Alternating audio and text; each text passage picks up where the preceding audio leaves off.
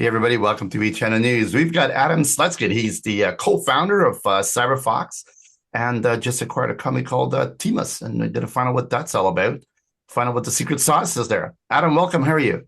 Hey, great to see you. Thanks for having me. Pleasure, man. All right. Well, for those who don't know CyberFox, let's get me the 1 minute pitch on this. Super interesting. Was building a company called Guard after helping build ConnectWise. Had an idea on a Friday night, called my co-founders, David Bellini and Drew McCallum. Said, I got this idea. Let's build a security company. I had some companies that I advised with that were looking for next level exits. And we bought the first two, Password Boss and AutoElevate, and basically grew the company from about 100 and something customers to now over 4,000. Well, it looks like you know what you're doing there, Adam. Just saying. Yeah, well, some of it, fake it till you make it. Everyone that would be watching this knows that a little bit, but we had a pretty good vision, and then so we decided to build some additional products. We're a security platform, so nothing else, and we built some other stuff like DNS filtering solution, and then this company transitioning into, okay, let's talk a little bit about Timus. And for everybody watching, I've done the same thing, Timus, at the beginning when I started working with them. But I do a lot of advising and consulting in the space for other vendors.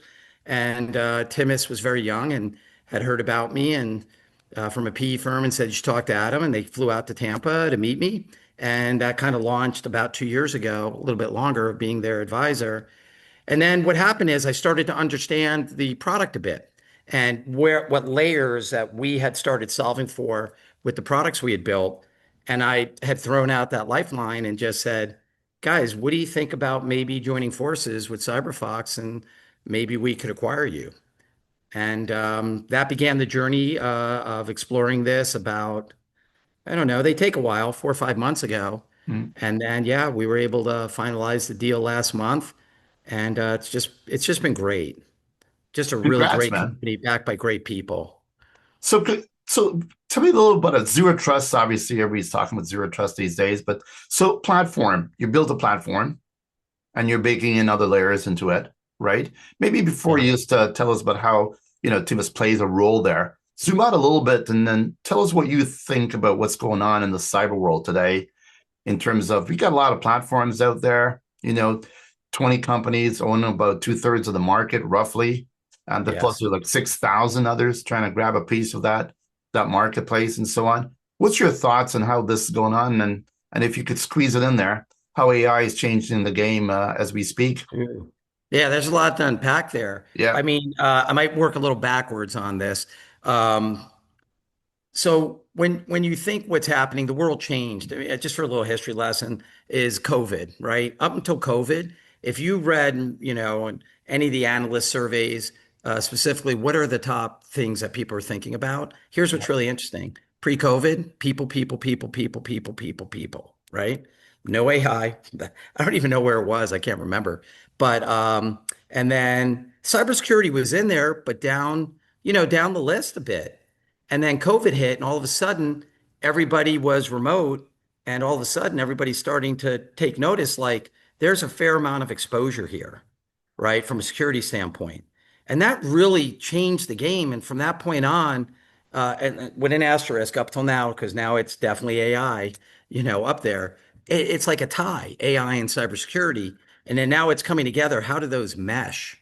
How do they kind of complement each other? And so the AI is a threat. In some cases, everyone's trying to figure out who's it going to replace, what is it going to replace, right? And if you're on the MSP side, what reminds me of 20 years ago when I came into space, first at Kaseya, when there was only like 5 or 10 vendors supporting MSPs. And you think about how much the world has changed, right? You'd mentioned the amount of vendors. Back then there's 5 or 10 vendors supporting MSPs. Now it's like 500. What sped this up? AI, right? So being vibe coded. Back then, when you would talk to an MSP, they were slower to adopt all these new emerging vendors because they said, I can build it myself. And then they started to realize, hey, why build something when I can pay less money when it take for me to support it with my own people anyway and have somebody else worry about updates and everything else. And then here's what's really interesting. Over the last 6 months, I have conversations with MSPs. I feel like I'm back in time where now, because of AI, they're saying, I think I can go ahead and use AI vibe coding to basically replace a bunch of my different vendors that they have. That's really interesting. That's history repeating itself almost, isn't it? Really, really interesting. Now, the reality is, I'm still not 100% sure you're going to do that. We've kind of gone through that, the ripple of times.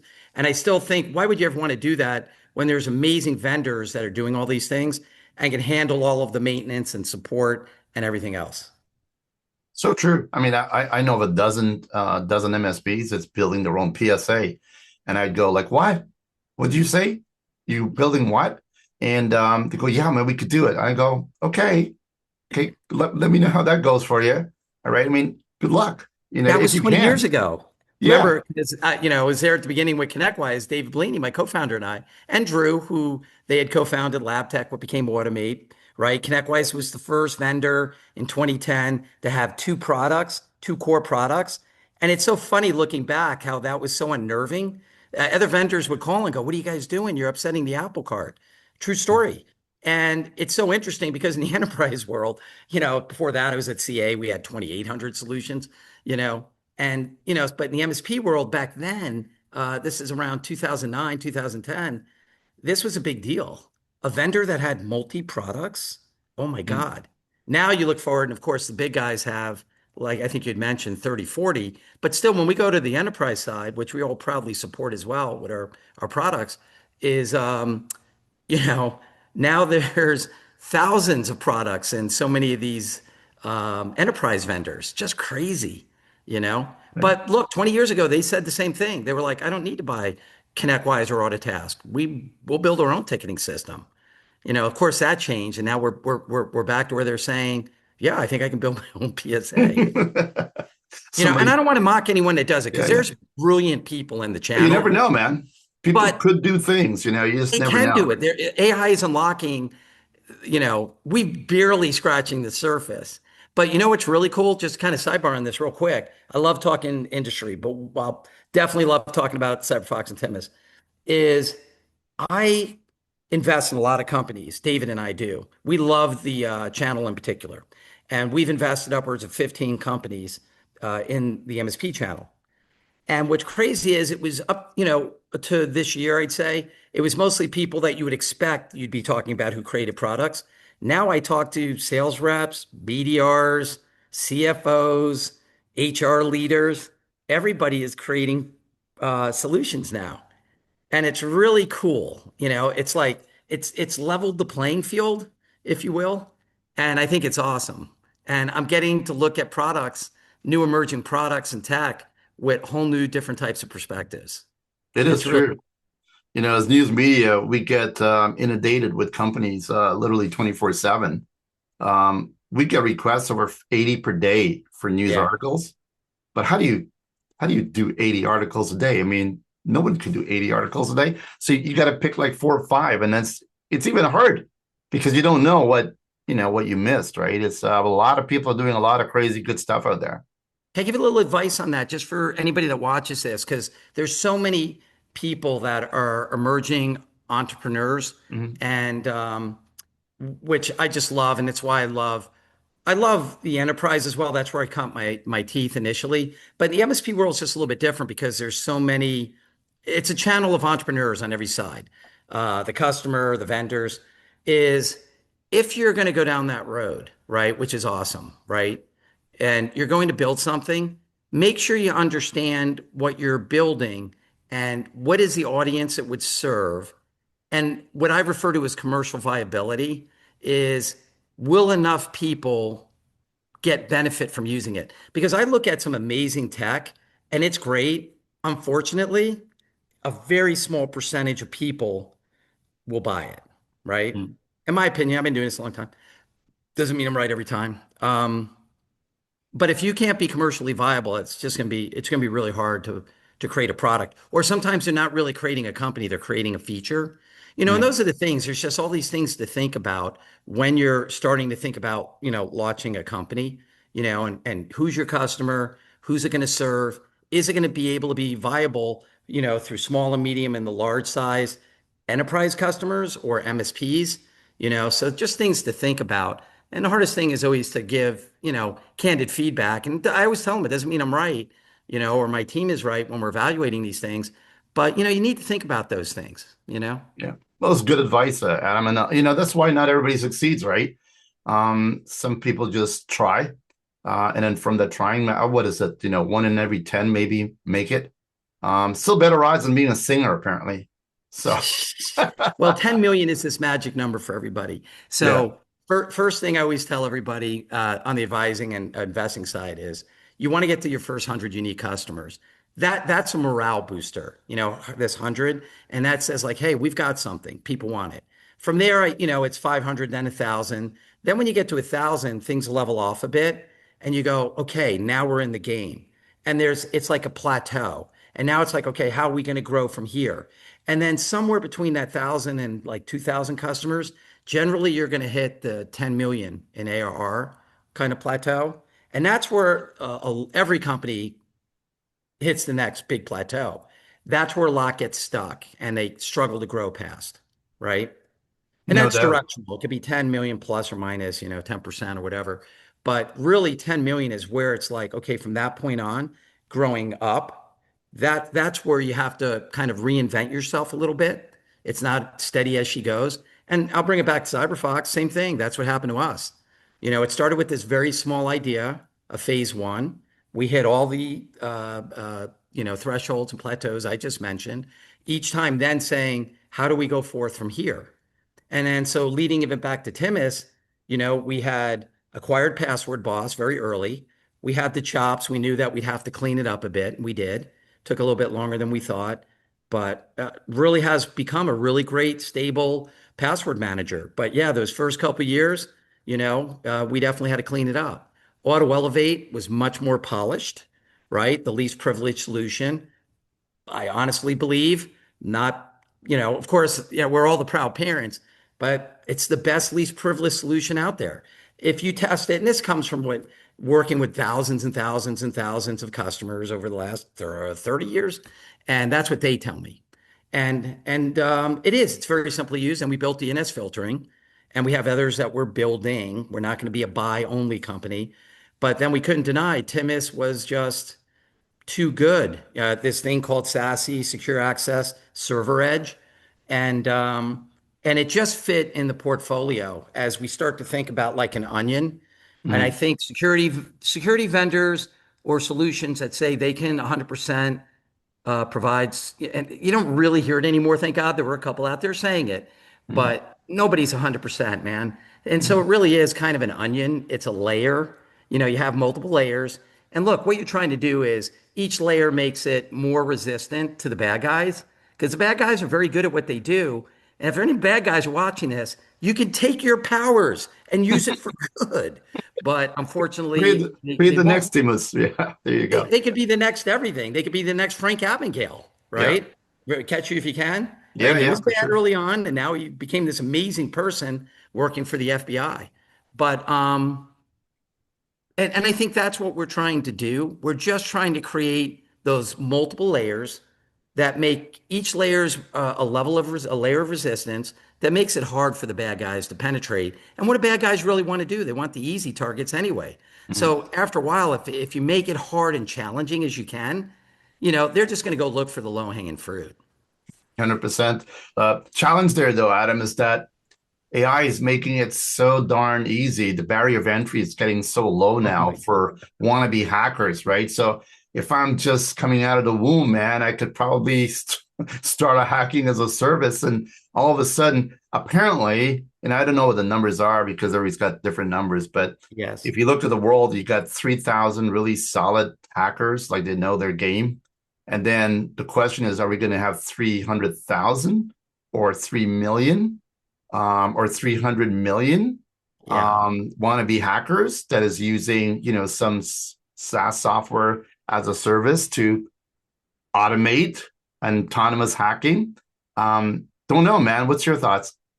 My thoughts are, and I love talking about this stuff. We're getting into a little bit of theory, right? Because anyone that says they are an AI expert, maybe there's five in the world, Okay. And I don't know if they fully get I'm it. not sure there's five, man. I know, because we just don't know, right? Yeah. But here's my thing. Here's where I kind of result to logic. And there is this amazing thing called history, right? And history basically, recreates itself over and over. My belief is if the human mind can create it, we can also solve for it. So there's a beginning and an end. I don't want to get too esoteric for everybody, but the level of security that's going to need to be created probably doesn't exist today, just to be very candid, right? Because we don't fully understand the full potential. We think we do. We know it's out there and it's scary, right? There's the good stuff, just so we remember, there is amazing things that AI is going to do on the good side, but the bad guys are going to leverage the crap out of it. And that's just going to mean we're going to have to step up and create AI specific, defense systems just to be, and listen, I was in the military for over 20 years. So much of this isn't new. Everything that you generally see, like if there's something flying today, it was being developed 20 years ago. More than half the UFOs you see is just next gen flight vehicles, right? But we can't comprehend it, you know? And I think it's the same thing with AI hackers. I think that whatever they're going to create, we're going to step up and be forced to create things to defend it. And I don't even know what I'm saying yet because I don't know the full extent of what they're going to do. But look at everything that's ever happened, right? There's always light and dark, good and bad. We create something for good, we make it bad, then we try to find ways to defend against it. That's the So way the that I world believe works, is going to man. happen. I tend to agree with you. I think we don't know what the hell's going on right now, but we're going to figure this out one way or another because apparently, we don't like to die and we want to survive. So that The most survival basic instinct. skill we all have, survive. Yeah, it kicks in. Absolutely. But listen, on the Timus thing, without getting too deep into Yeah. the tech and everything, it's just really the timing for what Timus is solving for. If you look at, I just got to go back to COVID. It changed so many things, Yeah. and one of those things really was thinking about security. And because so many companies moved either fully into remote, and even though a lot are trying to move back, like for us and at CyberFox, it's pretty simple. The only people that can not be based in Tampa are product and development people. And we have a lot of developers, and they are spread out as you would think, in some concentrations in like Turkey and Uruguay, and then we have we also have Eastern Europe a bit. But if you're anybody else, you're in Tampa. But we're hybrid. We're hybrid right now. Today is our virtual day. I'm talking to you from home, Tuesdays and Fridays. So either companies move to either fully remote or you moved into hybrid, and that just changes the nature of how you think about securing access and protecting data, and making it harder for the bad guys to get access. And that's kind of where Timus kind of came in. Hmm. Timus, competes against a lot of different companies, and you never. I'm not a badmouth a vendor company. Generally, there's always a couple that do deserve it, but in this case, there's good competitors out there. Sonic Wall and Cato and Verse, WatchGuard. And I think the difference is why did we like Timus? And I had 2 years to get to know it. Was my co-founder and I, David, we created this mantra as we were creating the company. We didn't want to create the most complex solutions because we understood the overwhelming, and this is from our cutting our teeth in the MSP world, the overwhelming majority of companies on both sides of the coin, your MSP or non-MSP, are not the gigantic companies, right? And so for those companies, what we always think about is how do we make our solutions affordable? And how do we don't want to be the most complex solutions. We want to be able to deliver fast ROI. So everything that we build has to meet, kind of those specs that we've created. And so, if you're looking for the most complex solution that's going to require a series of people to manage it, yeah, I'm just going to be straight. It's not us. We're never going to be the most expensive. I purposely design everything in our go-to-market at any company I've ever launched. This is the third one in a row that I've been able to build 100% the go-to-market strategy. ConnectWise, LineGuard, now here. And my approach has always been We don't need to raise prices on people. I don't do annual price raises, right? Which I get a lot of kind of, but I have multi solutions, and I've always felt if we do a good job, you'll want to use more of our solutions and our products, and you'll stay with us. We have really great retention numbers. And thank you to all the partners that might be watching this. And there's so much more coming. And that's kind of our mantra. We don't want to back off of that. Good philosophy. At our roots, we're the 44-year-old MSP that ConnectWise launched from Mm, like 27 years ago, mm, you know?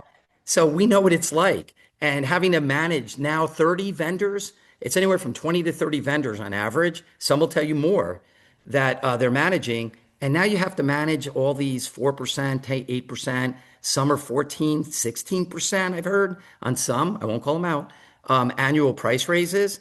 And when mm, you're an MSP or any small business and you're trying to manage all these increasing costs, you don't have to do it with us. And that's just part of our business mantra. And then on the tech side, we do want tech that can deliver fast value and that, as much as you can get close to a set it and forget it, where it doesn't have to be this thing that you have to manage every single day. A solution shouldn't be the thing that you have to obsess with. It should be there to allow you to do your work and feel safe without you having to think about it. It's an mm, enabler, right? It's a secure. And so that's kind of how we look at it. And mm.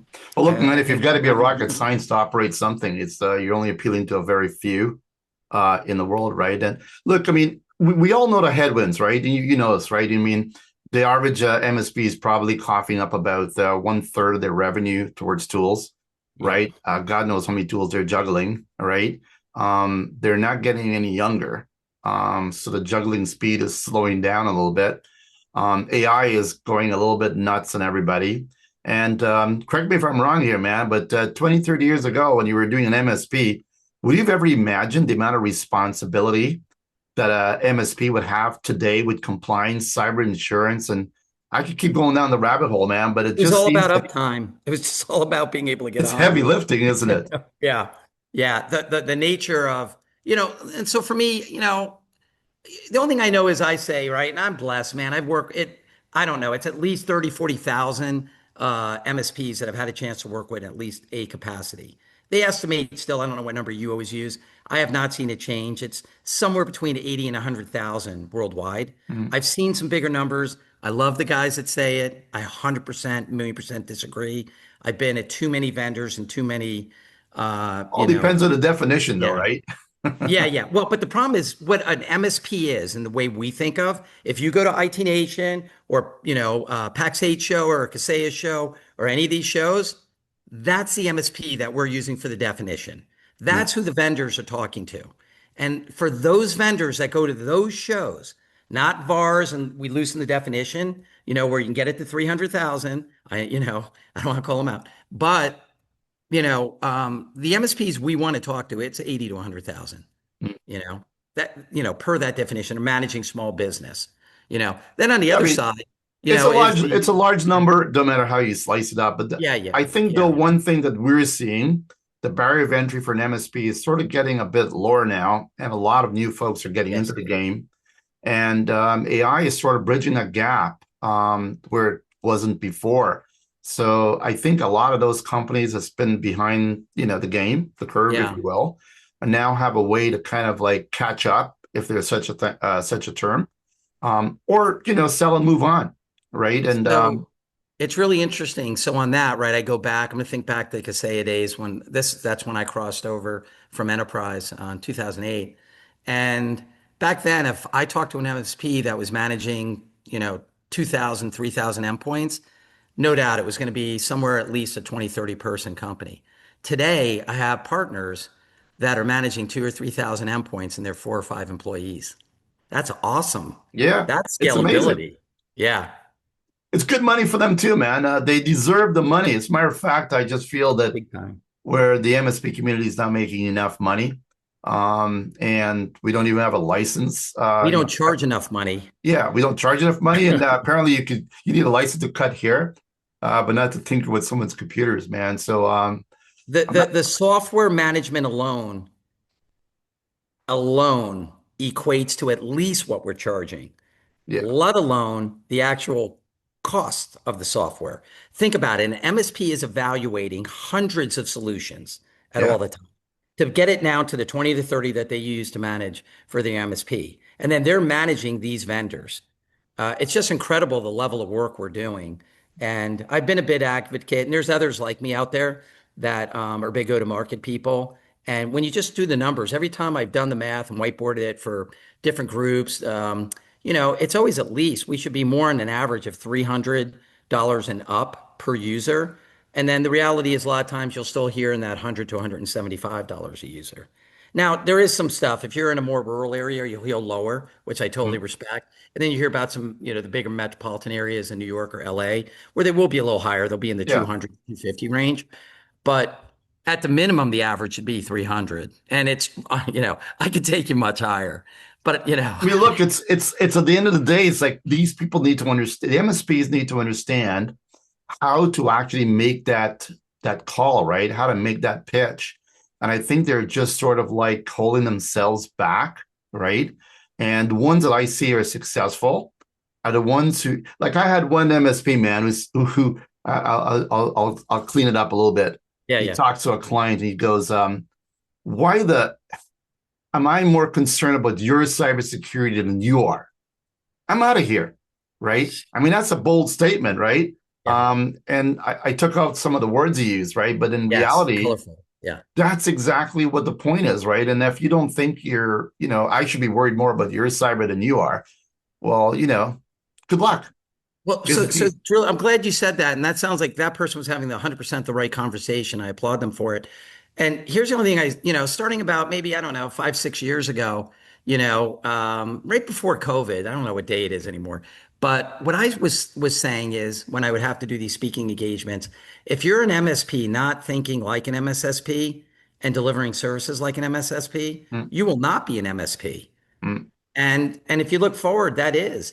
And true. every MSP needs to be having that conversation. And no, you should not be baking in every single security solution into your user base pricing. And the good news is, I have this conversation so much, so many aren't. And they have created that additional, advanced security, Mm, uh, package to add on to the basic user base. And if they are not signing for that because of all the things you mentioned earlier, because of compliance requirements, because of cyber insurance requirements, then you've got to get them to sign that attestation letter because mm, we've all seen it in the news over the last couple of years.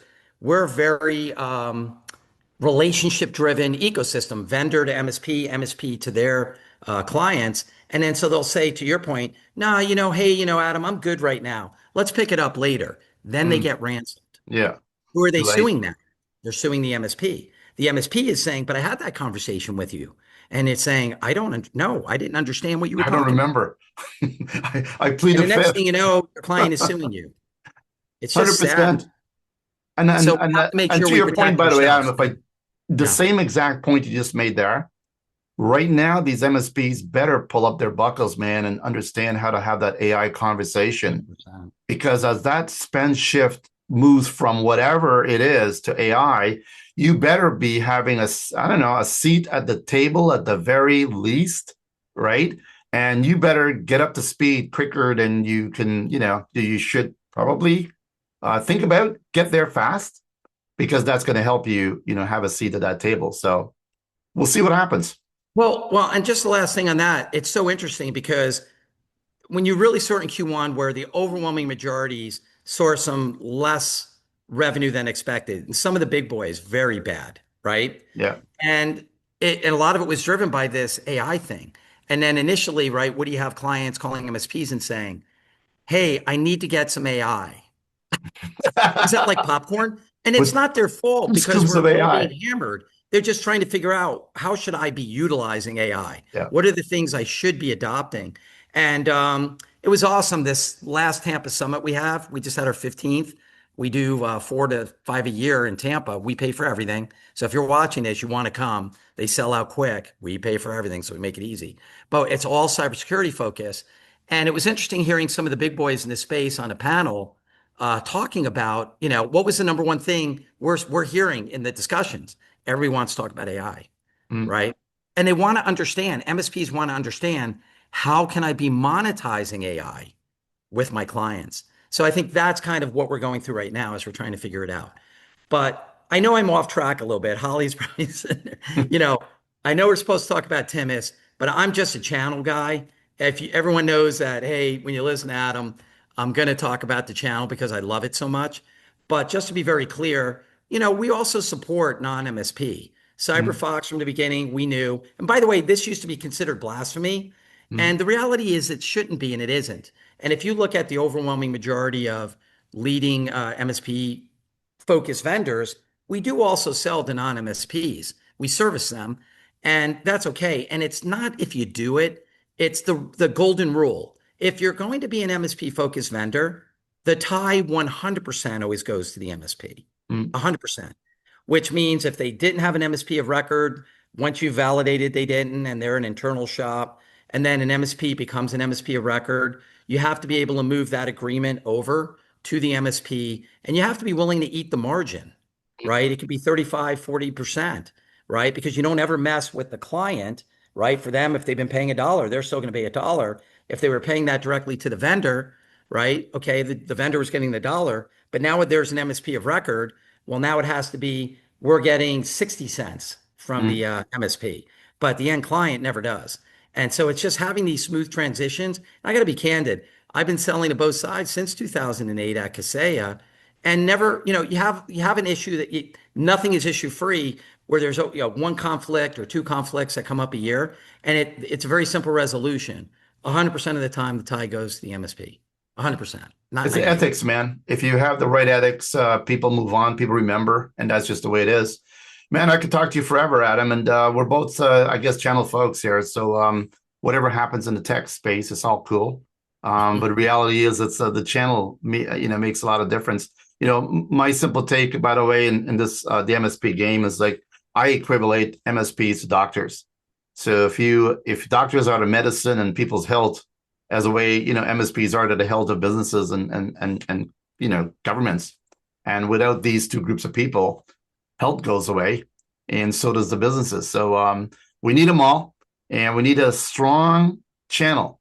And anybody who's helping the channel become stronger And is just a a friend closing of ours. remark on that, if I can, just because I Sure. know I don't always talk enough about my own stuff, is CyberFox is here to stay. I want to be real clear. I love reading some of this stuff on Reddit. I love Reddit and I hate it at the same time because it's too anonymous. And so a lot of times you have people that are masking as Sure. MSPs or end users, and they're actually your competitors. I just want to be real clear. CyberFox is here to stay. No, when we acquire solutions, they are not going to die on the vine. We've proven that over the last 20 years with just about every company we've ever acquired. We could sit here and go through the long list. Um, and the goal is we don't buy established companies. We like buying young, contemporary tech that's representative of the latest and greatest. And then we think we're very good at enhancing it. We have the right dev teams, the right product teams, right go-to-market teams. And that's what's going to happen. So no, when we get a solution, even like AutoElevate, we've grown the heck out of it since we acquired it. And we've grown it to over 4,000 customers from about 100. And so that's kind of always going to be what we do. And because of our roots, we're never going to be the most expensive. We're never going to be the most complex. We're going to work really hard to deliver an amazing customer experience and try to solve as many problems as we can that will deliver a fast ROI. And I don't want to sound like a broken record because I say it a lot, but that is who we are, and it's not going to change. Well, And we Adam, I need hope our you guys don't customers. change and keep going what you're doing, man. Keep doing it. Um, the website address for people to learn more is what? Is it cyberfox.com? Cyberfox.com. Look for the fox. Yeah. By the way, why did you call it CyberFox? Oh God, that's a whole nother episode. We thought it was a really cool and memorable name. I'm a big brand guy, so is my co-founder Dave. Funny enough, there was a person squatting on it. We did a company vote because we had started to have multi-products, and the company unanimously picked CyberFox. We just thought it was a great brand. We could have fun with it. There was a guy squatting on it, and he said, "No, I can't sell it to you. My family knows me as the CyberFox." Well, every cyber fox has a price, Mm, and I mean that tongue in cheek. But we were able to negotiate, a price, And it's just been the greatest experience. We do have a lot of fun with it. Mm. And look, we're a security vendor. We take security really serious. But I'm not going to lie. Yes, if you watch us and see us on LinkedIn, we are going to have some fun because work is hard. And I Mm. learned that in the military.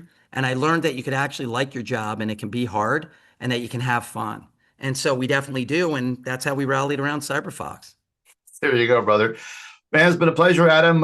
This won't be the last. We'll keep in touch and keep us posted how things are coming along on your next Yeah, acquisition. great chat. I've really enjoyed talking about the community. It's always fun. Take care, Adam. Cheers. Bye. See ya.